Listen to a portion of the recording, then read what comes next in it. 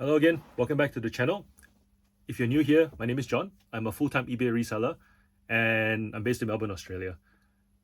I've been asked several times already like why I have different eBay accounts instead of just using one account. The first thing that people talk about is like, do we have to log in and out of each account to view your sales? I do. I don't have any software that lets me view all of them in one go. And more importantly though, the reason why I have 6 different accounts is firstly, eBay allows you to do it. Back in the selling limit days, you still have selling limits when you're new. They would say if you want, you can create several accounts to have more selling limits. But the reason why I do it is because on principle, I believe that if you're selling a high-end handbag, you really shouldn't be putting it next to used sneakers or next to a lunchbox next to a vintage toy. And that's what a buyer will see when they go to your store and see what other items you have for sale. That's what that strolling experience would look like. Let me ask you a question. When you go to buy a car, it doesn't have to be an expensive car. Let's just say you're looking to buy a new Toyota. If you go to the Toyota dealership and you see the car next to every other Toyota in a nice dealership, versus if you go see that same Toyota, and by same I mean literally the same Toyota, condition, age, all that, right? You take that car, you plonk it in a used car yard with a little shed in the corner where the salespeople go to do paperwork. Which car are you more likely to pay more money for? That's the first question. The second question is, which yard are you going to go to first? The third question then is, once you're there, assuming you give both of them the same chance of being sold to you, what questions are you going to ask when you get there? I know the first answer is pretty obvious, right? You'll pay more at the actual dealership because you feel you're getting more support, you feel like you're getting more after sales service. Even if you never utilize any of those services, any of that post-purchase stuff, the fact that you know or you believe you know that you'll get that already influences your buying decision and the amount that you're willing to pay. If you go to a used car yard, you know that once you sign the paperwork, you drive the car off the lot, they're done with you. They'll never speak to you again. They'll swear you off the lot the next time you come back on, right? I've had that experience. The second thing is what's the second one? You'll go to the dealership first. You're not going to go to the used car yard first. Dealership first.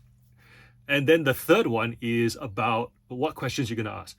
Now, I know what you're going to say, like, who asks questions on eBay? Isn't it you just see the item, you read the description, you look at photos, buy, you don't buy, whatever.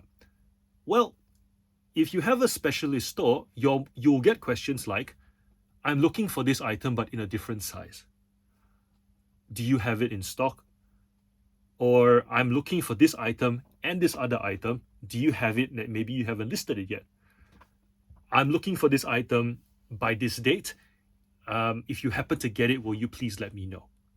Those are questions that never get asked of a generalist store. They just don't, because there isn't an expectation that those questions will produce answers. So for those reasons alone, and there are many more, but for those 3 main reasons, I have 3 separate accounts.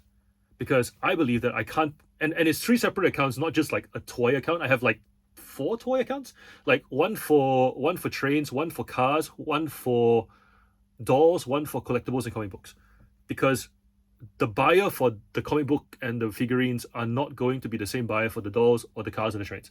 So when those buyers come to my store, I want them to feel like they're shopping in a physical store. Because here's the thing, if you buy a bunch of general items and you chuck them in a store online where the buyer cannot feel the item, touch the item, they cannot they can't smell the item. Smell's important. Let's not underestimate smell. They cannot talk to anybody that they believe is a real person. Like, how do we expect them to spend the money that they would spend, like retail or higher, in a physical store online? They might if they feel that they cannot find the item elsewhere, but for the most part, they're just gonna go, I'll try and find it in real life first. Or unless they're convinced that the experience doesn't make a difference.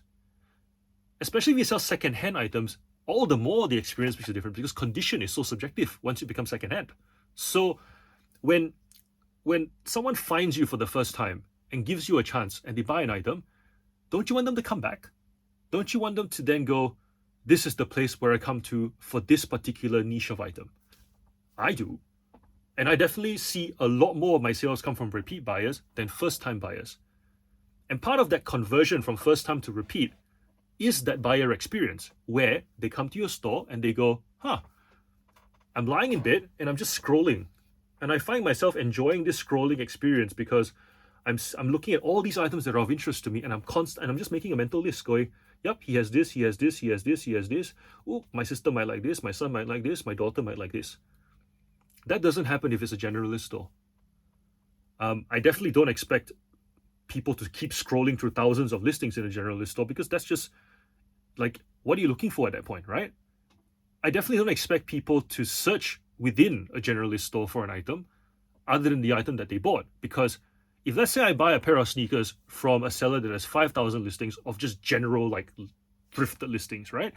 And I go, I'm looking for basketball jerseys. I go to a store, I type basketball jersey, nothing shows up. Go, okay, fine. Well, basketball things are basketball shoe, basketball. Like, I'm just like hacking with searches to try and narrow the search, because I can't be stuffed going through 5,000. Fine, I can click on category, but it's like, it's effort just to. Whereas if you go to a specialist store, I'm used to buying Hot Wheels, Honda. I go there, I type Honda S2000. Then the results go from 3,000 straight to 4. That's a good experience. Or if I go Hot Wheels green, because I'm just looking for green cars, right? Suddenly my search is just a bunch of green cars. And I'm just scrolling green cars. I like to look at green cars. So the buyer experience leads to questions. Those questions lead to more buyer retention, leads to more money being made, and more assured money being made, right? It's like you almost know that the sale is going to happen if they ask for an item and then you list the item, because they just like buying from you and they have a good experience with you anyways. Now, so that's the making money side. Then there's the defense side of things, which is scammers are on eBay. We know that. eBay have already maintained that because they can't tell what you do as a seller and what the buyer does, because they don't see either side of the transaction. Usually when a buyer complains, eBay sides with the buyer, right? Sellers don't like that. But as a matter of fact, eBay doesn't know what you've done either, right? You both could be lying, in which case, if both people are lying, true or not, eBay will side with the buyer, because eBay needs buyers to buy items for eBay to keep growing. I'm fine with that. I'm not going to talk about that in this video. As a specialist store, scammers are more likely to leave you alone, purely because you convey that you know what you're doing, and it's just gonna be harder to scam. Because the fact is, they know that if they say the item doesn't work, eBay goes, buy, open a case, you go, yeah, of course it works. We sell this many items of this item every single month. We test every single one of them. Why would I not test just one? Or you can sometimes point to like a period of time. You can go, this item was listed at the same time as all these items. All of them, most of them have already sold, all working. We tested them in the same batch. So in that case, eBay will side with the buyer if the buyer makes eBay's life hard, but eBay won't take it out of your pocket. So that's one thing.